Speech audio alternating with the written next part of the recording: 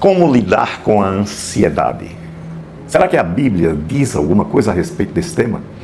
Eu sou Heleno Ávila e estou aqui para ajudá-la a compreender, porque eu já passei por essa experiência. E vou contar uma historinha bem rápida. Eu tenho um amigo que é juiz e andava com ele todos os dias pela manhã. Andava na praia, né? Ali na 13 de julho. E uma certa vez estávamos discutindo, ele é muito afeito a discussões dessa natureza, psicológica, etc e tal. E eu disse para ele, declarei para ele que eu não sou uma pessoa ansiosa. Ele olhou para mim e disse, então você é doido.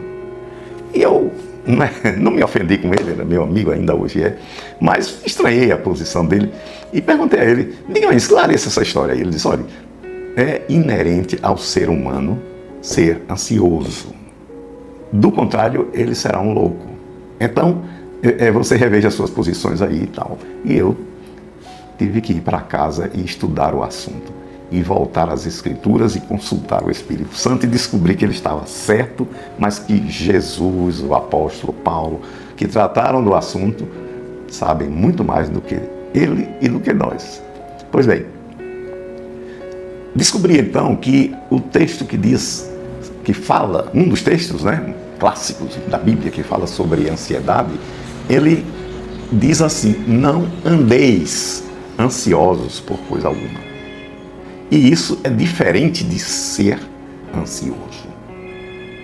Porque andar ansioso é andar, ou seja, viver dominado pela ansiedade. E isto é um desastre. É nesse ponto que o Senhor Jesus e que o conhecimento e o ensino apostólico se concentra.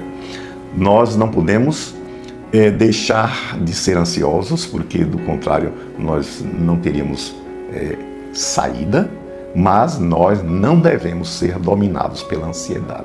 E é nisso que está escrito, não andeis ansiosos, ou seja, não permita que a ansiedade tenha um lugar na sua vida e através do qual você não tenha mais energias para reagir.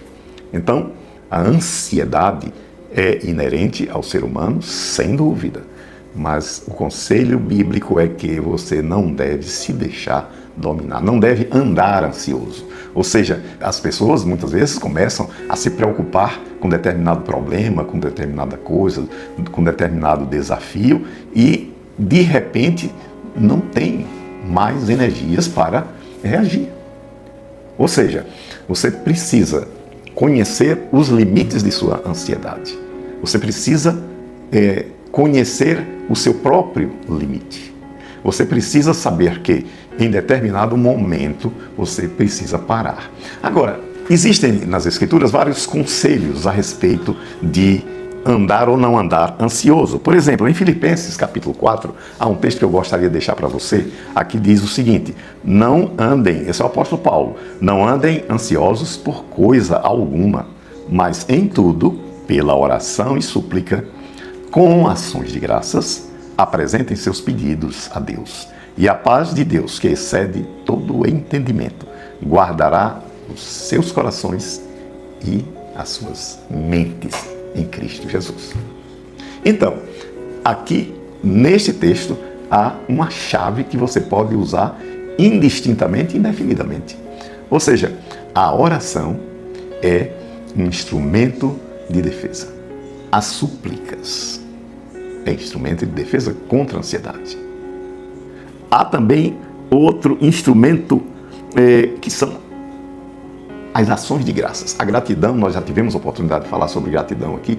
A gratidão, ela lhe concede um alicerce, um fundamento tão poderoso que a ansiedade vai ter que fugir. Então, se você usa instrumentos espirituais para a abordagem deste problema mental que é a ansiedade, sem dúvida alguma, ela vai ter que fugir. Não deixe que ela tome conta de seu dia. Essa ajuda. E a principal ajuda, segundo esse texto de Paulo, Filipenses, é uma ajuda de natureza espiritual, divina. Deus está disponível para trazer para você a paz, que excede todo o entendimento.